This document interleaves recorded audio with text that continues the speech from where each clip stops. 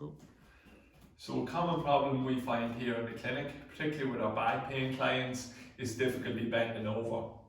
And there's a number of reasons why this can happen. So we're actively encouraged in today's society to maintain this nice, straight, upright posture, be that when we're sitting down, or say for example when we're in the gym and we're squatting or deadlifting, everything's performed with our back in this nice, straight, extended position.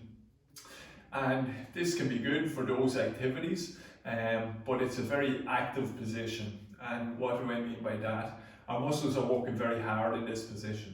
So if we imagine my fist clenched, is similar to what my back has to do when it's in that extended position. So if I hold my fist clenched for long enough, 10-15 minutes, well then I'm going to start getting aches and pains in my forearm and hand.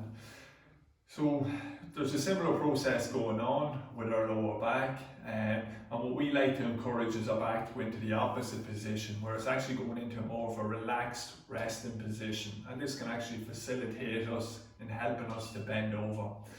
So where we like to start, an exercise we start with is just with our back against the wall, and we're just retraining how to bend over. So I'm going to get Madison to put her back against the wall.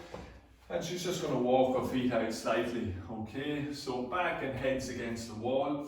And I want Madison to imagine that she's got Velcro going from the top of her head to her lower back.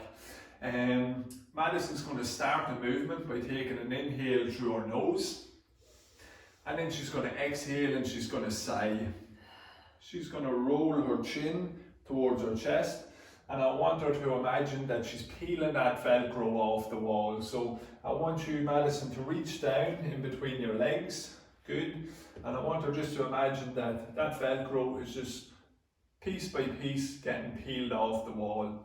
And Madison's going to try and reach down as low as she can. Good. And then when Madison has reached a position where she feels she's getting a good enough stretch on her back, or she's reached that end range position, she's just going to hold herself in this position, and we're going to get her to perform a couple of breaths. So in this position, I'm going to get Madison to take some breaths into my hand. So if you're a female and you've got a bra on, you're trying to breathe in towards your bra strap. If you're a male, pretend you have a bra on and breathe in towards that bra strap. And she's going to take maybe 3 breaths in this position, and then she's going to do the reverse action where she's going to push through her feet and she's going to bring her back and head back towards the wall. So for people who have back pain, this can be quite difficult, okay, and maybe a bit painful.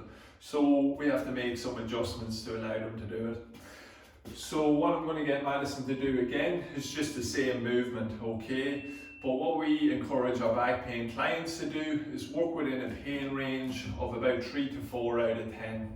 So what does that look like? So Madison's going to perform the movement again.